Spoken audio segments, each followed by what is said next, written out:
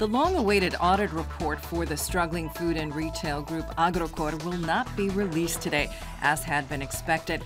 Agrokor's crisis management team said today that neither the group nor PricewaterhouseCoopers have completed the complex tasks of combing over the financial reports of the more than 40 Agrokor units operating in several countries. The release has been pushed back a week.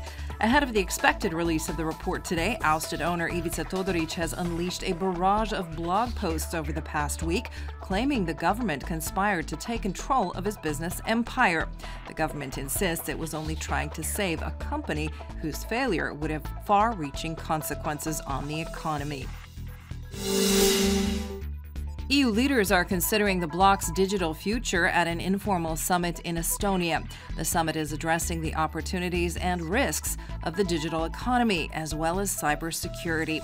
Croatia's Prime Minister Andrej Plenković is attending the meeting. This morning, he met briefly with his Slovenian counterpart, Miro Cerar. He also spoke to German Chancellor Angela Merkel about Croatia's dispute with Slovenia over border arbitration. He said he was planning to bring up the issue in his meetings with the Italian Prime Minister and European Council President Donald Tusk. The European Commission has just released a new report on how effective member states are in VAT revenue collection. The VAT gap looks at the difference between expected VAT revenues and VAT actually collected. Based on collection figures available, the total amount of VAT lost across the bloc in 2015 is estimated at 151.5 billion euros. The smallest gaps were observed in Sweden, Spain, and Croatia, while the largest were registered in Romania, Slovakia, and Greece. According to the report, the gap is in part, but not entirely, the result of fraud, tax evasion, and avoidance.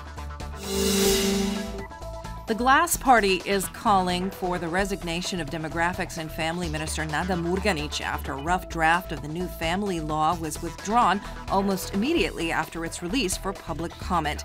The narrow definition of a family, which would have excluded childless couples and many combinations of blended and extended family units, raised a flurry of controversy on Thursday. Glass is concerned not only because of the language of the bill, but also the fact that neither the minister nor the prime minister appear to have been familiar with what was in the document. Rijeka is hosting a maritime industry fair this weekend. More than 70 exhibitors are showing their products along the Karolina Riječka dock in Rijeka port. The city's nautical fair has a long tradition and is in tune with the demands of the local market. There are plenty of Croatian businesses on hand that cater to the needs of sailing enthusiasts, anglers, and divers. Many of these businesses have used the event in the past as a springboard onto the maritime industry market. In sports, AC Milan squeezed out a last-minute victory over Rijeka in the Europa League on Thursday night. Milan were comfortably up by 2 goals late in the game, but Rijeka scored twice in the final 6 minutes to get the game back to 2-2. Patrick Cutrone scored the winning goal in the 94th minute for Milan. Today's forecast calls for predominantly sunny skies in most of the country. The southernmost reaches of the coast may see some cloud buildup and perhaps a few drops of rain. There will be light breezes in the interior. On the coast, expect a moderate to high northeasterly wind along the north and central coast.